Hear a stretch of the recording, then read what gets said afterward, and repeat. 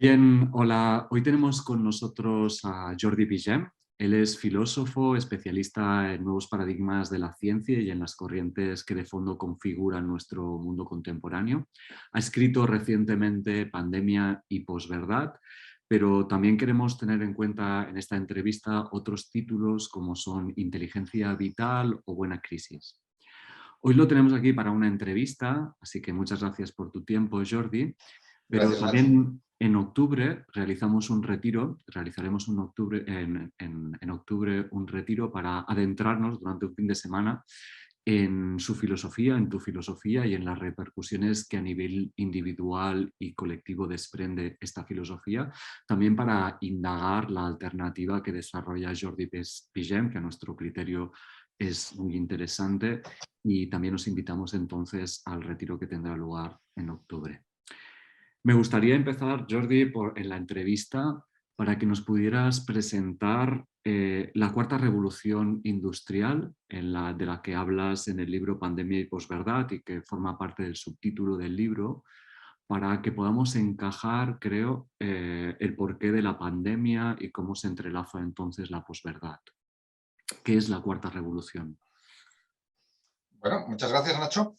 La cuarta revolución industrial es el nombre que da el Foro Económico Mundial a toda una serie de desarrollos que nos llevan a fundir lo digital, lo biológico, la nanotecnología, etcétera, para ir hacia un mundo en el cual se borra la distinción entre personas y máquinas, entre natural y artificial, y un mundo en el cual nuestra condición de personas autónomas, capaces de organizar nuestra propia vida en sociedades supuestamente democráticas, pues queda barrida por los intereses de las grandes empresas tecnológicas. Entonces, el Foro Económico Mundial, que es este foro que reúne la élite económica y política, se reunía presencialmente en Davos, esta pequeña población de Suiza, cada enero. Desde que empezó la pandemia ha cambiado un poco la configuración.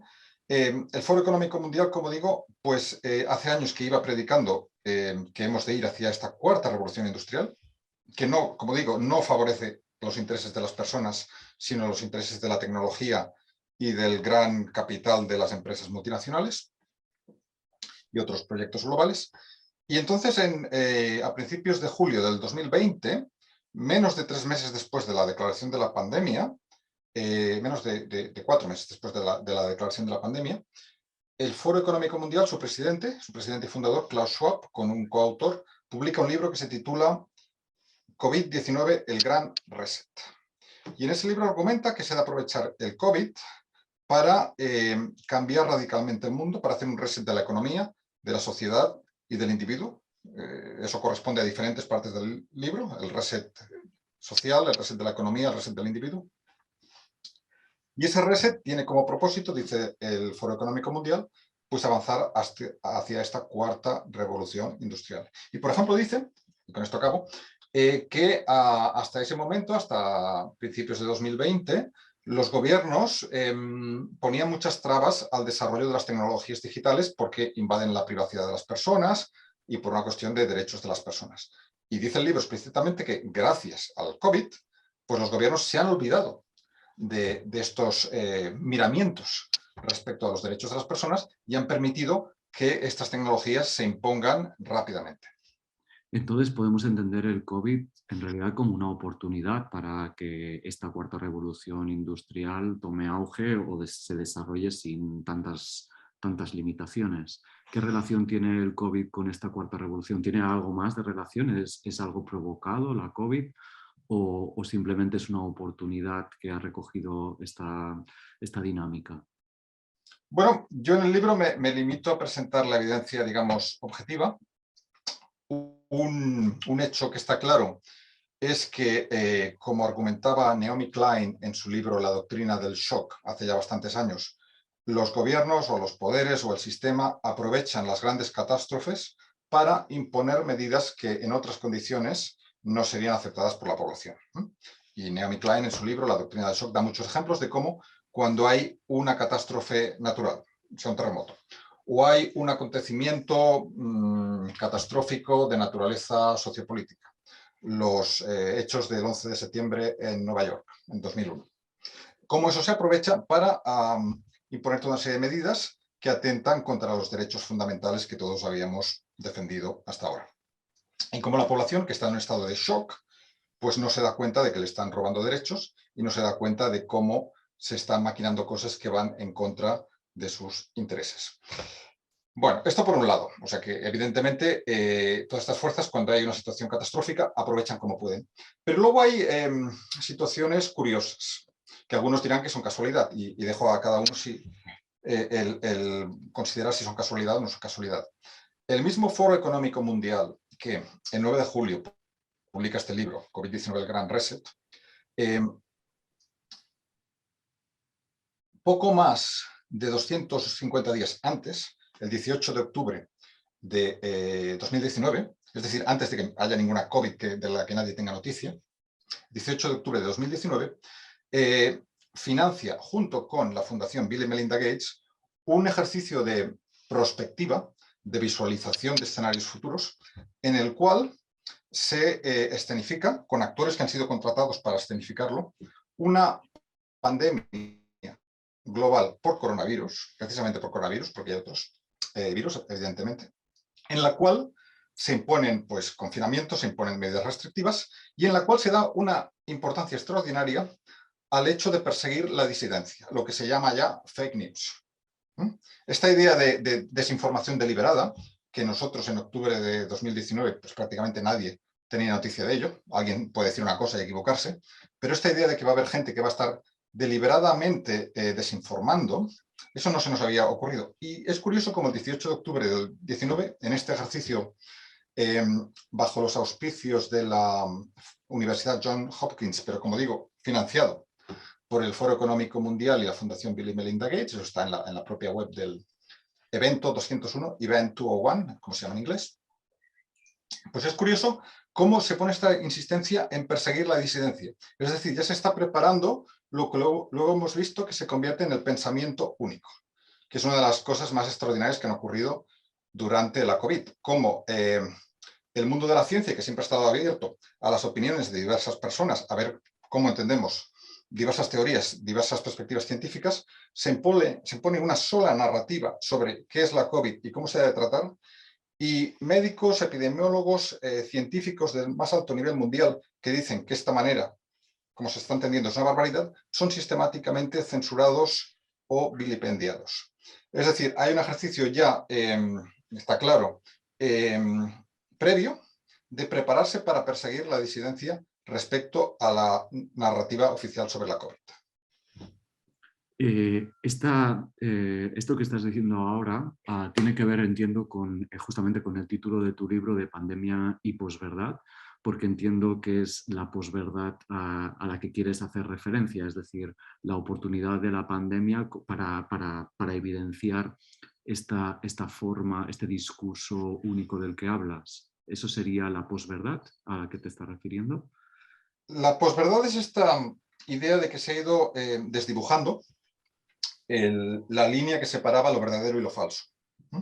Se ha ido perdiendo el norte que nos hacía ver que unas cosas son ciertas y otras son falsas. Hannah Arendt, la gran filósofa de origen alemán del siglo XX, argumenta que lo que caracteriza o que el sujeto ideal, el ciudadano ideal de un mundo totalitario, no es el extremista político radical, convencido, sino la persona para la cual ya no hay diferencia entre verdadero y falso y que en el fondo le da lo mismo que es verdad y que es mentira. Eso ya lo dice Arendt en su libro Los orígenes del totalitarismo hace pues, 7 décadas mínimo.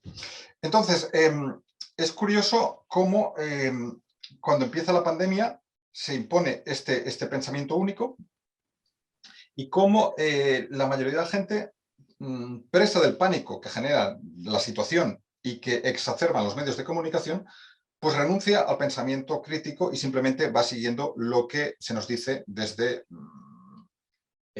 los medios supuestamente autorizados, los grandes medios de comunicación, las autoridades, los supuestos expertos, etc. Aquí también es relevante el hecho de que George Orwell, antes de escribir 1984, dice que él que había estado en la guerra civil, más miedo que las bombas, dice, y él sabe de qué habla cuando habla de bombas, le da el que llegue un día en que cuando el poder, el sistema, dice que 2 y 2 son 5, pues entonces a partir de ese día 2 y 2 son 5. De ese 2 y 2 son 5, luego lo aprovechará en 1984 en su novela distópica como un ejemplo de cómo el poder pues, dice lo que quiere y los ciudadanos simplemente lo aceptan. Y bien, lo que ha ocurrido en la pandemia, han ocurrido muchas cosas y evidentemente ha habido una enfermedad terrible que ha causado estragos, pero en muchos aspectos se nos ha estado diciendo que 2 y 2 son 5. Y cuando uno se daba cuenta de que no, oiga, que 2 y 2 son 4, pues no. Seguía esa insistencia cotidiana, cada día, de que 2 y 2 son 5 hasta que la gente se lo ha ido creyendo. Pero también ha influenciado, entiendo, el miedo. Es decir, ha habido un discurso de miedo que ha posibilitado que se diluya o se reprima este pensamiento crítico, ¿no? ¿Qué papel juega el miedo dentro de lo que estás desarrollando? Sí, hemos pasado a una sociedad en la que, de hecho, ha habido personas que han reconocido abiertamente que habían estado trabajando para infundir miedo a la población, ¿no? A través de los medios de comunicación, a través de asesorando a los gobiernos, etc., ¿no? Estaban infundiendo miedo a la población y luego ha habido personas que han dicho bueno, que eso no está mal, porque si no se nos infunde pánico, pues no hacemos caso de las normas, ¿no? Pero eso lo que significa es abolir la condición de personas responsables que se supone que tenemos en una sociedad supuestamente democrática para tratarnos como ovejas que el pastor va a llevar a donde él quiera. En una sociedad de individuos, de personas responsables y adultas, se supone que seremos capaces de actuar en consecuencia cuando tengamos una información que sea correcta y fiable. Pero no, esta idea de que vamos a infundir miedo a la población. Entonces, de repente nos vemos todos encerrados en nuestras casas durante muchas semanas. Además, se nos dice que va a ser 15 días, luego se va alargando y alargando y alargando. Se genera esta situación en la que la gente puede sacar a pasear a su perro, pero los niños no pueden salir de casa bajo ningún concepto, ni para ir a comprar, ni para nada. Los niños no pueden salir. Luego se ha demostrado que resulta que el COVID afecta poquísimo a los niños. Pero los niños no podían salir de ninguna manera. Esto es un atentado contra la infancia que, bueno, que es especialmente grave porque la sociedad que no cuida como es debido a su infancia es una sociedad que está perdida. Entonces, se ha infundido ese miedo, se nos han dado esa retahíla interminable de cifras de muertos y de casos, etcétera, absolutamente fuera de contexto, porque por un lado, muertos por COVID, se consideraba todo el mundo que hubiera dado positivo en una PCR en los últimos 28 días. Esa era la norma en la mayoría de situaciones y la mayoría de momentos, independientemente de que esa persona hubiera muerto de cáncer, de accidente o de lo que fuera. La cuestión es que si esa persona ha dado positivo en una PCR, se muera de lo que se muera, contará como positivo, como muerto de COVID. Y luego resulta que la PCR tiene un grado altísimo de falsos positivos. Muchísima gente que da positivo en ese test de PCR no tiene ninguna enfermedad que se pueda relacionar con el COVID. Y esto es algo que él inventó precisamente de la PCR, Kary Mullis, premio Nobel, que murió en verano de 2019, había dicho repetidamente, la PCR no sirve y no servirá nunca para hacer diagnósticos. Pero, bueno, él fallece y se impone esta idea, además sabemos quién la impuso, en Alemania, Corman y Drosten, se impone esta idea de que el PCR es la manera absolutamente fiable de medir esto. Entonces, se nos dan estas cifras de muertos, se nos dan cifras de casos, la inmensa mayoría de los cuales son personas que están perfectamente sanas, que se les llama asintomáticos. Estas personas hasta entonces, hasta ese momento, se les llamaba portadores sanos, eran personas sanas que portaban un virus, no pasaba nada. Pero son redefinidos como enfermos asintomáticos. O sea, simplemente cambiando el concepto, una persona que se consideraba sana pasa a considerarse enferma. Y luego hay toda esta lluvia cotidiana de cifras, pues de índice de transmisión, etcétera, que pueden ser muy interesantes para los especialistas en el tema, pero que la inmensa mayoría de la población no tendrían por qué interesarle.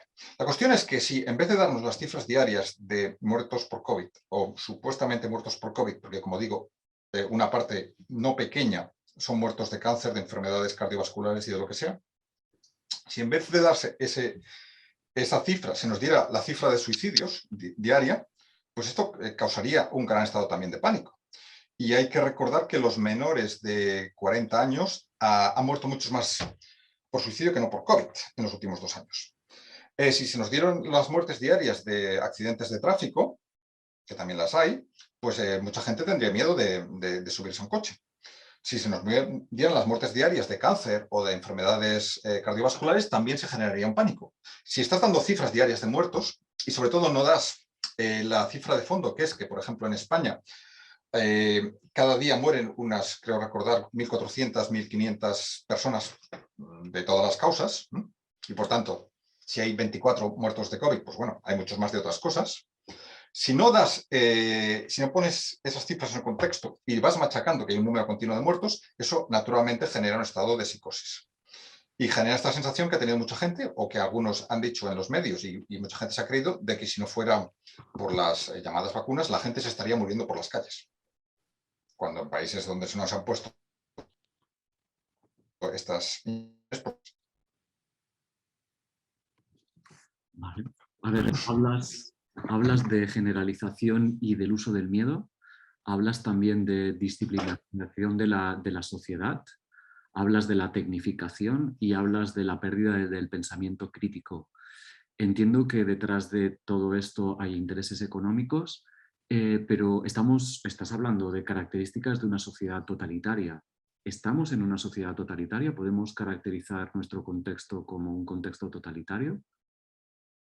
Pues lamentablemente sí, es decir, o todavía no del todo, naturalmente, pero la verdad es que la COVID se ha aprovechado para avanzar en un recorte de derechos y en una imposición de medidas desde arriba que tiene mucho de Estado totalitario. Esto ya lo vio desde el principio el filósofo italiano Giorgio Agamben, que es una de las pocas personas en el mundo de la filosofía que desde el primer momento se ha mantenido coherente con sus análisis que siempre había hecho del Estado moderno. Y una de las cosas que observaba Agamben y que me llamó la atención porque yo había llegado independientemente a la misma conclusión, es que se está produciendo una fusión entre el totalitarismo chino y lo peor del capitalismo occidental.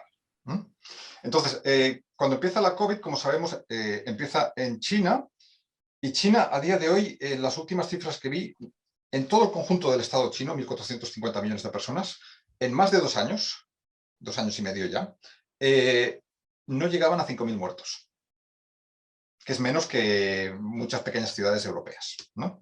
Entonces, independientemente de si estas cifras son fiables o no son fiables, son las cifras oficiales. Si nos creemos las cifras oficiales, también nos hemos de creer estas.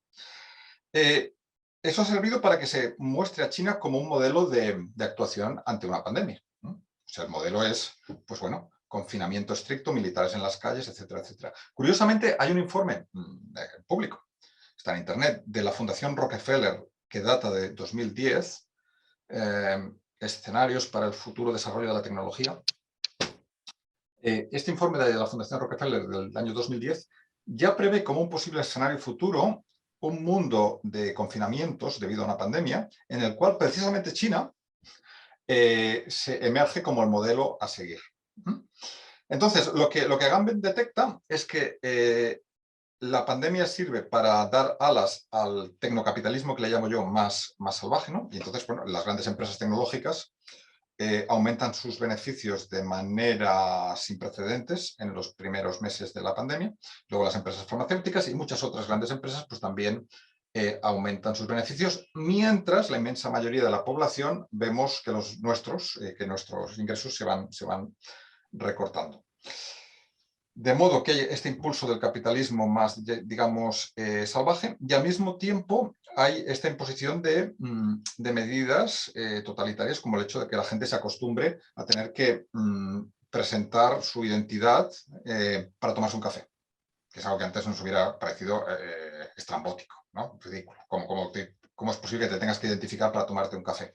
O o un agua en un bar, ¿no? Entonces, Agamben detecta, como digo, esta fusión del modelo totalitario chino y lo peor del capitalismo. Y yo había llegado a esta misma idea releyendo los clásicos de la novela distópica del siglo XX.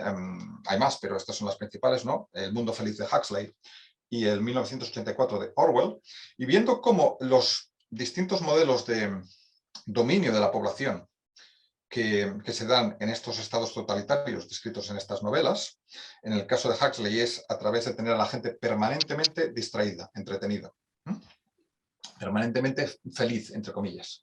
Y en el caso de Orwell es a través de la continua vigilancia de la población. Hay unas pantallas en las casas de todo el mundo que no se pueden apagar y que van, esa misma pantalla va grabando, va filmando lo que hace la persona. Pues bien, hoy en día tenemos estas tecnologías, todas las que se conectan a Internet y sobre todo los teléfonos móviles, que sirven como fuente permanente de distracción, como en el mundo de Huxley, perdón, y que sirven también para que cada tecla que nosotros pulsamos quede un rastro que va a ser luego almacenado y aprovechado, manipulado, etc., ¿no? De modo que hemos ido avanzando hacia una sociedad en la que efectivamente, a pesar de que en muchos aspectos hasta hace poco parecía que íbamos progresando mucho, pues efectivamente hay un incremento sin precedentes del ahogarse en un mundo de distracciones y por tanto no ser consciente de lo que pasa a tu alrededor, no ser consciente de lo que pasa realmente con tu vida. Y hay un aumento sin precedentes de la vigilancia a través de todo lo que hacemos cuando estamos ante una pantalla. Claro, o escuchándote me pregunto cómo no caer en la impotencia, la resignación, la indiferencia. ¿Qué aperturas hay en este mundo del que hablas? ¿Qué posibilidades tenemos a nivel social, a nivel colectivo, a nivel individual de contrarrestar, oponernos, criticar este mundo del que estás hablando? Bueno, primero es importante que nos demos cuenta de la situación en la que estamos. Del mismo modo que con cualquier enfermedad física, primero hay que tener un diagnóstico y cuando tienes el diagnóstico puedes intentar tratarla, no puedes tratarla. Pues en nuestro caso lo que tenemos es una especie de enfermedad que corrompe el conjunto de nuestras instituciones políticas, económicas e incluso científicas, porque en el libro de ejemplos de cómo directores o exdirectores de las 3 principales revistas médicas que hay en el mundo, Lancet, New England Journal of Medicine y British Medical Journal, directores o exdirectores de estas revistas reconocen explícitamente que buena parte de lo que publican no es correcto y está al servicio de los intereses de las grandes farmacéuticas. De modo que también hay una corrupción en el mundo de la ciencia y de la ciencia médica. Y lo mismo ocurre pues, con cómo las grandes farmacéuticas se infiltran en las agencias reguladoras, etcétera, e influyen en los gobiernos, y eso produce situaciones como las que estamos viviendo, bueno, desde hace mucho tiempo, pero más claramente desde en los últimos 2 años. Pues bien, en primer lugar, tener un diagnóstico de qué ocurre aquí, de hasta qué punto la corrupción afecta a medios de comunicación, políticos, grandes conglomerados económicos, e incluso el mundo de la ciencia médica y biológica. En segundo lugar, pues recordar que por más que todos estos movimientos nos llevan hacia un mundo deshumanizado, a un mundo en el que las personas ya no se distinguen de las máquinas y en el que las personas tienen que someterse a la autoridad de las máquinas presentando pasaportes, etcétera, que a veces son revisados por un robot. Esto ya está pasando. Pues recordar que la condición de persona es algo extraordinario, que tenemos esta capacidad crítica que nos permite ser nosotros mismos, que nos permite orientarnos en el mundo y que es precisamente lo que se intenta apagar. Se intenta apagar nuestra capacidad crítica. Por tanto, cultivar esta capacidad crítica y todo lo relacionado con el pensamiento, con la filosofía, con el ejercer simplemente esta capacidad tan hermosa que tenemos de pensar por nosotros mismos y que es la razón por la que aprendimos a leer en su día. para poder pensar por nosotros mismos y ser cada uno de nosotros personas únicas e irrepetibles y no simples robots con un número de serie, que es hacia donde esta cuarta revolución industrial querría llevarnos. Pues recordar esta dignidad que tenemos, esta condición de persona que no nos puede arrebatar nadie. Esta libertad interior que nos permite decidir qué vamos a hacer cada día, cada momento con esta vida que nos ha sido dada. Luego también podemos, pues viendo hacia dónde va este proceso deshumanizador, intentar contrarrestarlo.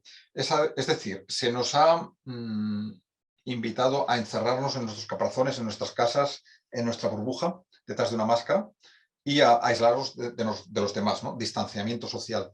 Pues bien, recuperar los auténticos valores de una sociedad sana, el sentido de comunidad, el compartir con otras personas, en vez de estar aislados como nos quiere el sistema. Recuperar la autogestión a nivel, en la medida que sea posible, de tu propia vida, de tu propia economía, de la economía local, autogestión de la economía local en la medida que sea posible, autogestión de tu salud, que tú decidas cómo cuidas tu cuerpo y tu mente. Y a este nivel también ha sido, en este respecto también ha sido curioso cómo durante el confinamiento casi no se ha dicho prácticamente nada de cómo ante una enfermedad, la que sea, es muy importante tener un buen sistema inmunitario. Y un buen sistema inmunitario implica hacer ejercicio, respirar aire fresco, alimentarse bien, dormir bien, tener buenas relaciones sociales, etcétera, etcétera. Que es exactamente todo lo contrario de lo que se nos impuso a partir de marzo del 2020. Todas esas medidas, independientemente de la justificación que en aquel momento algunos vieran en ellas, todas esas medidas por sí mismas deterioran al sistema inmunitario. Si una persona esté encerrada, aislada y con miedo, pues eso es fatal para el sistema inmunitario. Pues bien, autogestión de la salud, que quiere decir también, pues bien, reforzar el sistema inmunitario ante tener una vida sana, mínimamente sana. Reforzar el sistema inmunitario ante los virus habidos y por haber. ¿Qué más? Pues bien, luego saber que los procesos históricos siempre son impredecibles y que ha habido muchas veces que algo parece imposible y acaba sucediendo. En mi caso, tengo la pequeña experiencia de haber estado en Berlín Oriental y Occidental 3 meses antes de la caída del muro, en el verano de 1989, en un momento en el que absolutamente nadie creía, se le ocurría pensar que ese muro se iba a caer.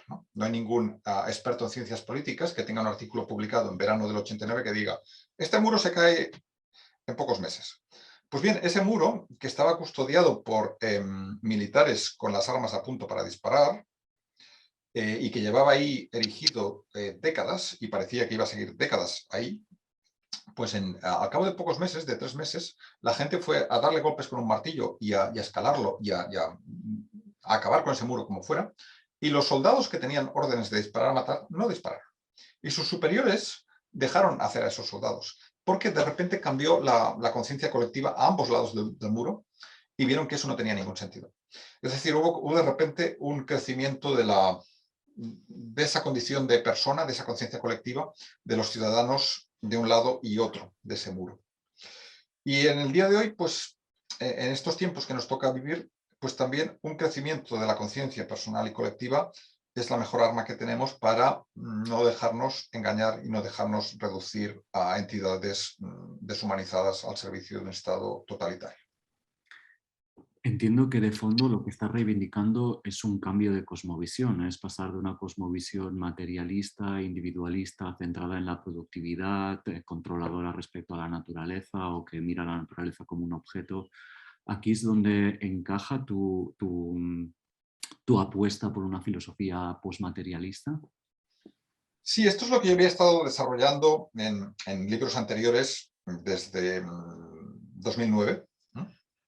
Esta convicción de que un mundo centrado en producir y consumir, un mundo centrado en los valores materialistas, un mundo que no se da cuenta de que lo más importante de la existencia humana es cualitativo y no cuantitativo, que es intangible, que es interior, un mundo así, tarde o temprano, va a tener problemas muy serios, no solo ecológicos, sino también, o sobre todo, humanos y cognitivos. Yo, aparte de otros tipos de colapso que tenemos en marcha, social, económico y ecológico, lo que veo sobre todo es un colapso cognitivo, un colapso de nuestra capacidad de entender realmente cómo son las cosas. Pues bien, yo llevaba toda esta pequeña trayectoria viendo cómo la visión del mundo puramente materialista no es satisfactoria para las personas y no es satisfactoria para nuestra relación con la sociedad y con el mundo, incluido el mundo natural. Entonces, lo que ha ocurrido con el COVID es que todas estas tendencias hacia una sociedad deshumanizada, materialista, etcétera, se han intensificado, se han exacerbado. Y esto es una de las cosas que me ha permitido ver que efectivamente tenemos todavía con más razón, tenemos que dejar de lado esta visión del mundo en el cual la persona humana simplemente es un engranaje de un sistema, o en el cual lo único que importa de tu salud son los parámetros bioquímicos y no cómo te sientes tú contigo mismo. Tenemos que dejar eso de lado y recuperar la plena condición de persona y redescubrir el prodigio de la existencia humana.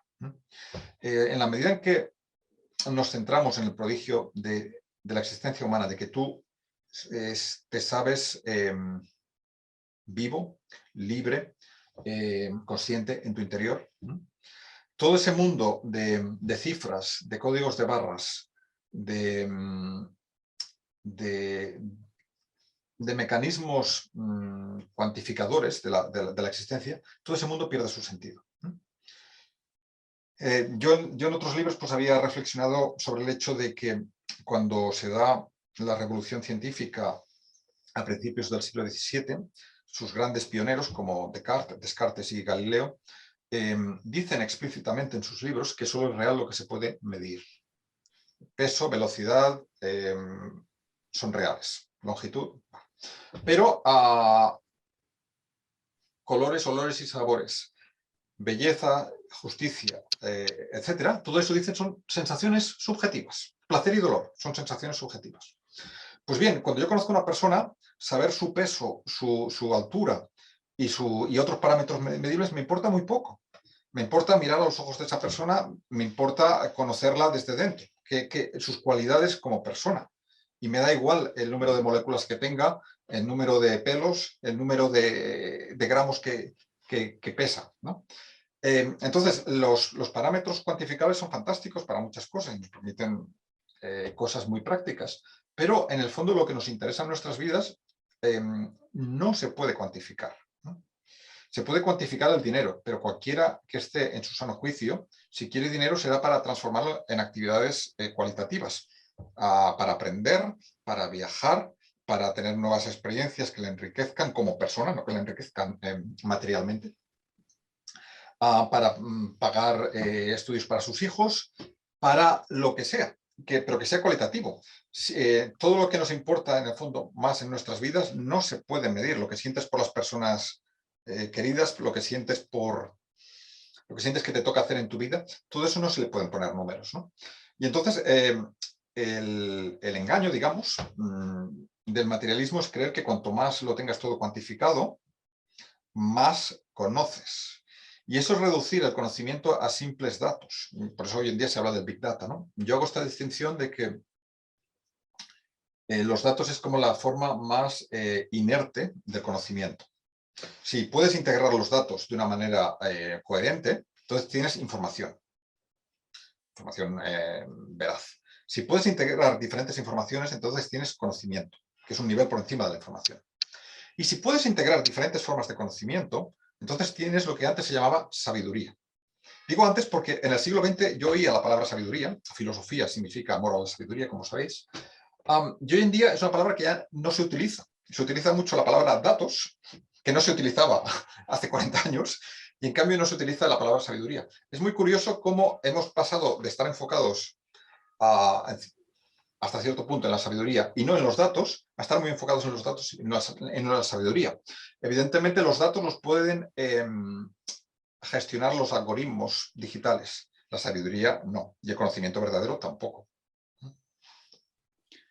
Bien, me quedo con esta loa, con esta reivindicación de la sabiduría, de la dimensión humana no cuantificable, no controlable tampoco.